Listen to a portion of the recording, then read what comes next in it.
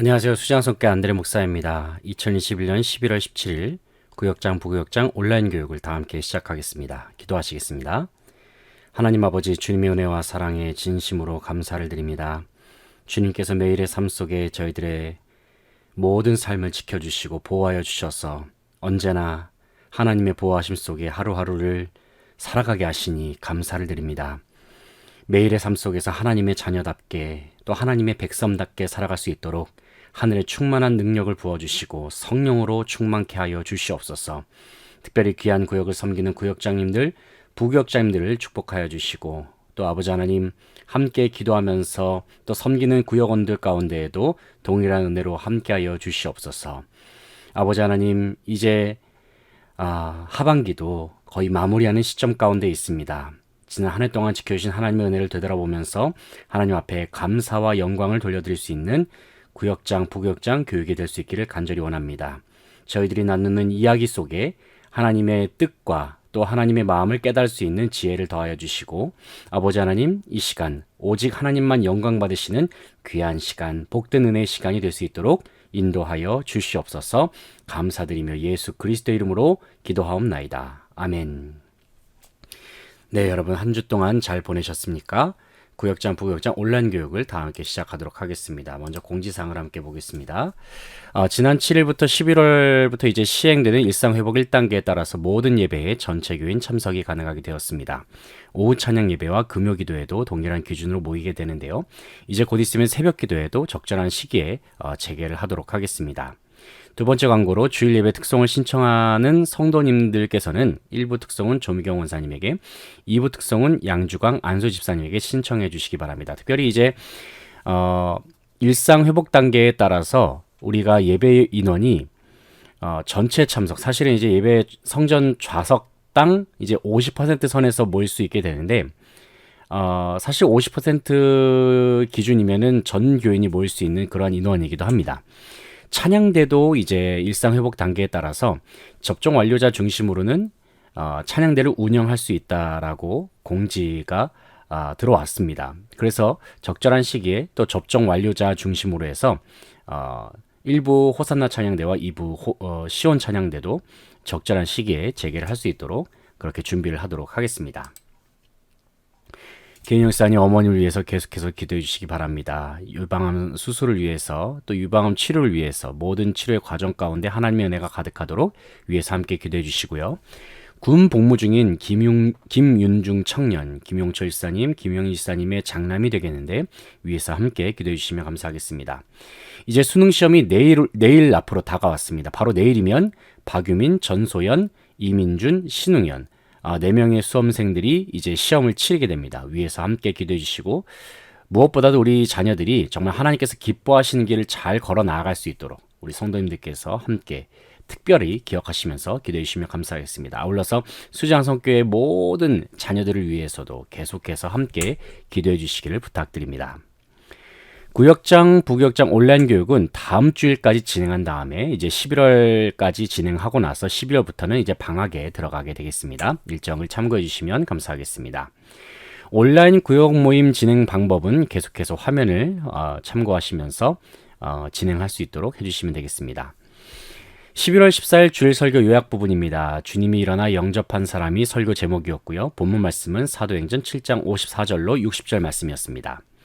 하나님의 말씀을 봉독하겠습니다. 그들이 이 말을 듣고 마음에 찔려 그를 향하여 이를 갈거든 스데반이 성령 충만하여 하늘을 우러러 주목하여 하나님의 영광과 및 예수께서 하나님 우편에 서신 것을 보고 말하되 보라 하늘이 열리고 인자가 하나님 우편에 서신 것을 보노라 한데 그들이 큰 소리를 지르며 귀를 막고 일제히 그에게 달려들어 성 밖으로 내치고 돌로 칠세 증인들이 옷을 벗어 사울이라 하는 청년의 발 앞에 두니라. 그들이 돌로 스데반을 치니 스데반이 부르짖어 이르되 주 예수여 내 영혼을 받으시옵소서 하고 무릎을 꿇고 크게 불러 이르되 주여 이 죄를 그들에게 돌리지 마옵소서 이 말을 하고 자니라. 아멘. 설교 요약 부분 함께 보겠습니다. 본문 56절을 보면 말하되 보라 하늘이 열리고 인자가 하나님 우편에 서신 것을 보노라 한데 라고 말씀합니다. 이 말씀이 언제 어느 때에 누가 한 말씀인가? 바로 스데반이 순교를 당했을 때에 스데반이 하나님 보좌 우편에 서 계시는 예수 그리스도를 바라보면서 스데반이 고백한 것입니다. 수많은 사람들이 스데반에게 돌을 던지고 있습니다. 왜 그러냐면은 스데반이 한마디로 말해서 당시에 예수 그리스도에 관한 복음을 전파하면서 유대인들, 당시의 종교 지도층이라 할 수 있는 유대인들을 모욕하는 발언, 더 나아가서 그들이 신성시하고 있는 모든 가치관들을 한마디로 말해서 깨부수는 그러한 설교를 했기 때문에 그렇습니다. 하지만 그것이 곧 예수 그리스도께서 전파하신 복음의 내용이었죠. 그런데 예수 그리스도에 관해서 복음을 전파하다가 스데반이 돌로 사람들에게 쳐죽임을 당했던 그 순간에 하늘 보좌 우편에서 예수 그리스도께서 일어나서 스데반의 순교 장면을 보고 계셨다라는 그러한 말씀이 되겠습니다.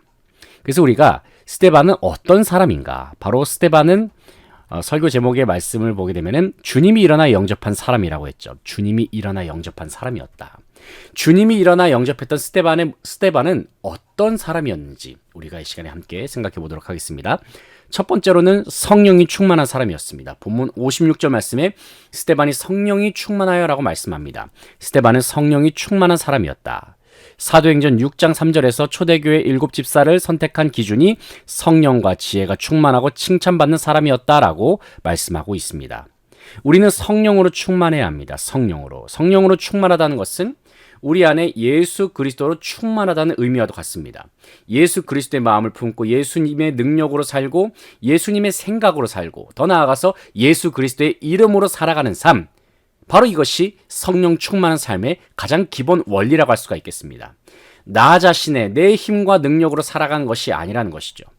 내 힘을 내세우고 내 이름을 내세우게 되면 망할 수밖에 없습니다. 그 단적인 예가 바로 구약 성경의 창세기에 나오는 바벨탑 사건이 아닐까 생각을 해보게 됩니다. 당시에 수많은 사람들이 하나님을 예배하는 것을 거부하고 자신의 이름이 높아지기 위해서, 자기 이름을 위해서, 하나님의 위치까지 더 높이 올라가기 위해서 열심히 노력했다가 그들은 다 무너져 내리고 말지 않았습니까? 바로 이것은 성령 충만에 반대된 모습과도 같습니다. 성령 충만이란 무엇이냐? 바로 성령으로 가득 찬 그러한 삶을 말하는 것이죠. 성령의 생각, 성령의 능력, 성령의 기름 부음, 성령의 마음. 그래서 우리가 항상 기도할 때에는 성령 충만을 구해야 합니다. 하나님, 내 마음을 성령으로 채워주시옵소서. 내 생각과 내 모든 삶을 성령으로 채워주시옵소서. 우리가 다 함께 기도할 수 있어야 할 것입니다. 두 번째로 스데반은 어떤 사람인가? 하늘을 우러러본 사람이었다라는 것입니다. 본문 56절을 계속해서 보게 되면 하늘을 우러러 주목하여 하나님의 영광과 및 예수께서 하나님 우편에 서신 것을 보고라고 말씀합니다. 비록 육신은 세상에 살고 있지만 하늘의 시민으로 살아갔던 사람이 바로 스데반이었다는 것이죠. 우리가 하늘을 우러러본다는 것이 무엇일까? 우리가 이 세상 속에서 하나님 나라를 추구하면서 살아가는 것, 세상의 원리와 세상의 법칙과 세상에서 요구하는 기준대로 살아가는 것이 아니라 하나님께서 기뻐하시는 기준대로 살아가는 삶이 바로 하늘을 우러러본 삶이라고 할 수가 있겠습니다. 우리의 일상 속에서 세상이 추구하는 가치관들이 우리의 삶 속에 얼마나 많이 스며들어 있습니까? 우리가 세상적으로 잘 되면 좋죠, 물론. 돈도 많이 가지고 높은 지에 올라가고 또 우리의 삶 속에서 안정적인 삶을 추구하는 것도 참 좋지만 그것보다도 우리가 가장 먼저는 무엇을 추구해야 하는가? 하늘을 추구하면서 살아가야 한다는 것입니다. 하나님께서 무엇을 기뻐하시는가? 하나님께서 우리의 삶 속에 무엇을 요구하시는가? 더 나아가서 하나님께서 하늘을 우러러 본 사람들을 향하여서 어떠한 마음을 주시는가? 정말 이 세상 속에서 살아갈 때에 하나님 나라의 가장 좋은 것들을 추구하면서 사는 것. 그래서 우리가 성령 충만을 구해야 하고 하나님의 말씀을 통해서 하나님께서 기뻐하신 바가 무엇이고 하나님 나라에 속한 것들이 무엇인지를 우리는 늘 묵상하고 분별해야 할 줄로 믿습니다. 세 번째로는 주님의 용서를 실천한 사람이 바로 스데반의 모습이었습니다. 본문 60절을 보게 되면은 무릎을 꿇고 크게 불러 이르되 주여 이 죄를 저들에게 돌리지 마옵소서 이 말을 하고 잔이라 말씀합니다. 여기서 잔다는 것은 스데반이 주님 안에서 죽었다는 것을 의미합니다. 주님 안에서 죽은 자들은 주님 안에서 다시 깨어나게 되어 있습니다. 그것이 바로 부활이죠. 예수 그리스도의 부활을 소유한 자들은 잠시 잠들었다가 다시 일어나게 된다. 바로 이러한 의미가 잔이라라는 단어 속에 포함이 되어 있습니다. 스데반은 예수님이 십자가에서 하신 용서를 실천한 사람이었습니다. 바로 이러한 스데반을 주님은 일어서서 영접했다는 것입니다. 우리가 예수 그리스도의 마음과 예수 그리스도의 성품을 가지게 되면 주님의 마음으로 주님께서 그러하셨듯이 다른 사람을 용서할 수가 있습니다. 내 눈앞에 용서할 수 없는 사람이 있다라고 한다면 우리가 가장 먼저 가져야 할 것은 주님의 마음입니다. 하나님, 주님의 마음을 저에게 주십시오. 내 가까운 사람을 용서하지 못한다고 한다면 하나님, 나에게 용서할 수 있는 마음을 주십시오. 예수 그리스도의 이름으로 용서를 실천합니다. 우리가 그러한 기도로 날마다 주님 앞에 나아가야 할 줄로 믿습니다. 다음으로는 우리가 함께 나눈 설교 요약 부분을 기초로 해서 구역 모임 순서를 함께 나눠보겠습니다.